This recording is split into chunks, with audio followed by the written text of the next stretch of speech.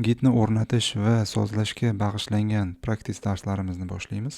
Ushbu dars uchun foydalaniladigan serverni o'quv platformani Sandbox qismidan ishga tushirib olaman. Operatsion tizim sifatida Ubuntu 22.04 ni tanlaymiz va server tayyor bo'lguncha biroz kutamiz.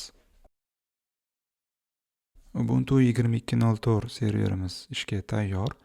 Serverga o'rnatilgan operatsion tizimni tekshirib ko'rishimiz mumkin. Ubuntu serverlarda odatda Git avval boshidan o'rnatilgan bo'ladi. Ko'rishimiz mumkin, bu yerda ham Gitni 2.34 versiyasi avvaldan o'rnatib qo'yilgan.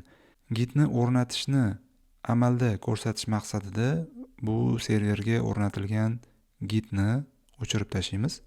Gitni o'chirib tashladik va endi uni qaytadan o'rnatib olamiz. Buning uchun apt package managerdan foydalanamiz. Albatta, packageni o'rnatishdan oldin package managerni o'zini repozitoriyasini update qilib olamiz. O'rnatish ishlari tugagandan keyin uni bitta tekshirib ko'ramiz. Git versiyasini ko'rganimizda ko'rishimiz mumkin, 2.34-versiyasi qayta o'rnatilgan.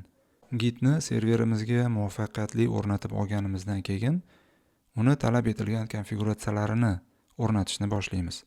Birinchi kelinglar bitta tekshirib ko'ramiz, username konfiguratsiyasi o'rnatilganmi yo'qmi.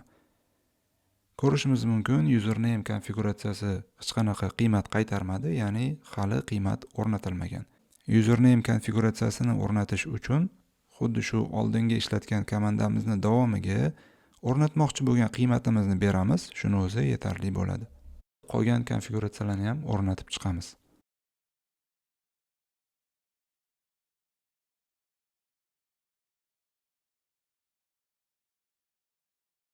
O'rnatilgan konfiguratsiyalar ro'yxatini ko'ramiz.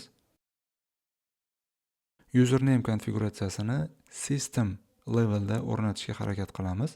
System leveldagi konfiguratsiyalarni o'rnatish uchun albatta sudo privilege talab etiladi.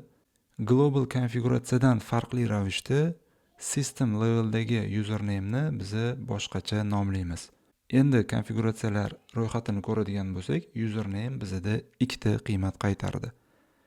Lekin aynan username'ni o'zini ko'rmoqchi bo'lsak, ko'rishimiz mumkin, global leveldagi konfiguratsiya system leveldagi konfiguratsiyadan ustun kelgan imtiyoz jihatdan va uni override qilgan. Asosiy talab etilgan konfiguratsiyalarni o'rnatib oldik. Endi keyinchalik repozitoriy yaratganimizdan keyin localdagi bizni repozitoriylarimizni GitLabga SSH orqali ulana olishi uchun SSH konfiguratsiyalarini o'rnatib chiqamiz. Birinchi navbatda SSH kalit juftligini yaratib olamiz. SSH kalitlar juftligini yaratayotganimizda ushbu kalitlarni qaysi pazda saqlash kerakligini so'raydi va default qaysi pazda saqlamoqchi ekanligini ko'rsatadi. Bizga bu paz to'g'ri keladi, shuning uchun uni qoldiramiz. .sh folder ichidagi idrsa.pub fayli bu public kalit. Uni kontentini nusxalab olishimiz kerak. Serverda kerakli kalitlarni yaratib olganimizdan keyin qolgan ishlarni gitlab.com saytida amalga oshiramiz. gitlab.com saytiga login qilamiz va userni avatarini bildiruvchi dumaloq button ustiga bosib Preferences menyusini tanlaymiz. Hosil bo'lgan ro'yxatdan Access qismini ochib SSH keys bandini tanlaymiz. Add new key buttonini bosganimizdan keyin paydo bo'ladigan maydonga o'zimiz yaratgan public keyni qo'yamiz. Public keyni nomlari avtomatik ravishda qo'yildi va bu joyda avtomatik ravishda expire date ni ham ko'rsatib qo'yadi GitLab.